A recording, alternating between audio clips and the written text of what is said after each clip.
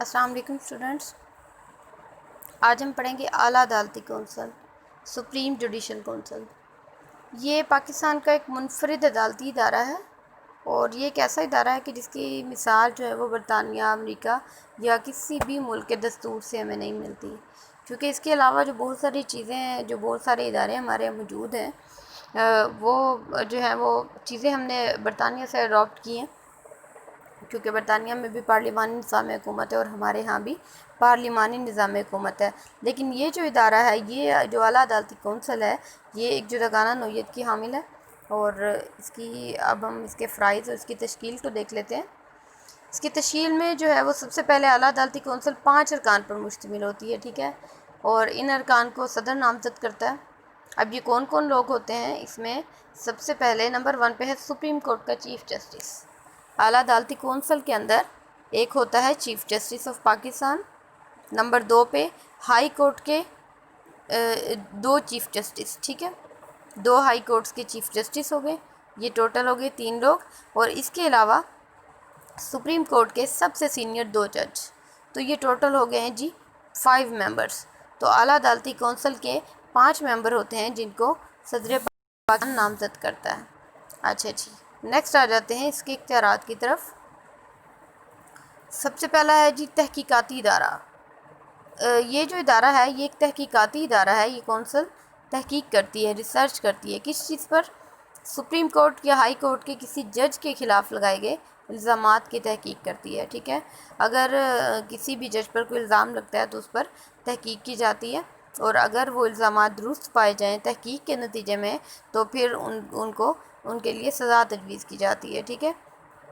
اگر تو صدر کو اپنے طور پر پتہ چلتا ہے کہ کوئی جج جو ہے وہ کوئی ایسی حرکت، اس نے کوئی ناروا حرکت کی ہے، یا پھر اسے سپریم کورٹ کا یا ہائی کورٹ کا کوئی چیف جسٹس اس چیز کی نشاندہی کرتا ہے کہ کوئی جج جو ہے وہ اپنے فرائض انجام دینے کے قابل نہیں ہے، اس کو کوئی دماغی یا جسمانی طور پہ کوئی عارضہ لاحق ہو گیا ہے، یا اسے کوئی بدعملی سرزد ہو گئی ہے، یا اس نے اپنے اختیارات کا ناجائز استعمال کیا ہے، تو ایسی صورت میں صدر اس کے خلاف کارروائی کا آغاز کر دیتا ہے، ٹھیک ہے جی۔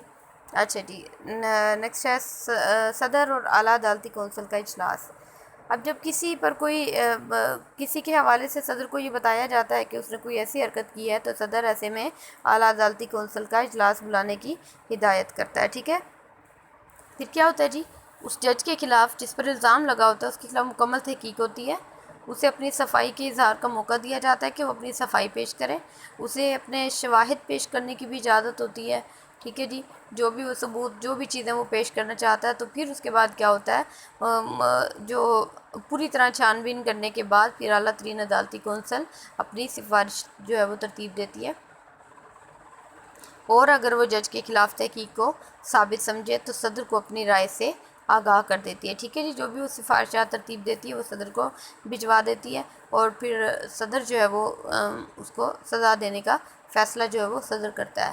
لیکن ایک چیز ذہن میں رکھیے کہ اس جج کو اس کے عہدے سے الگ نہیں کیا جا سکتا، اس کا جو بھی جرم ہے اس کے حوالے سے اس کو سزا ضرور تجویز کی جائے گی، لیکن اس کو اس کے عہدے سے الگ نہیں کیا جا سکے گا، ٹھیک ہے جی۔ نیکسٹ ہے ججز سے متعلق فیصلے۔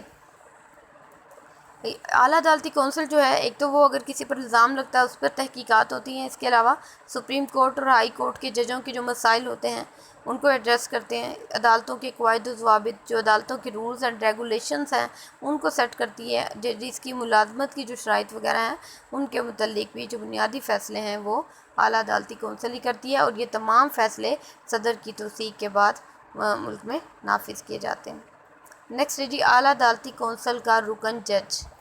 اگر ایسا ہوتا ہے بالفرض کہ جو ممبر ہیں اعلیٰ عدالتی کونسل کے، ان میں سے کسی ایک کے خلاف کارروائی کرنی مقصود ہو تو پھر کیا کیا جائے گا؟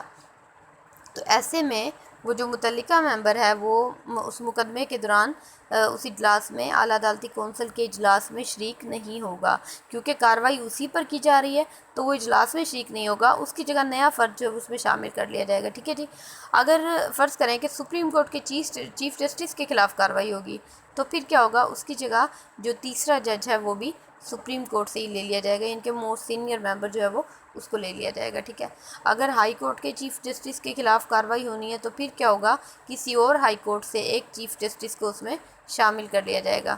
اسی طرح اگر سپریم کورٹ کے سینئر جج کے خلاف مقدمہ ہوتا ہے تو اس کے بجائے اس کے جو سب سے سینئر جج ہیں سپریم کورٹ کے، اس کو اعلیٰ عدالتی کونسل میں صرف اس مقدمے کے لیے شامل کر لیا جاتا ہے، ٹھیک ہے۔ بات سمجھ آتی نہیں ہے؟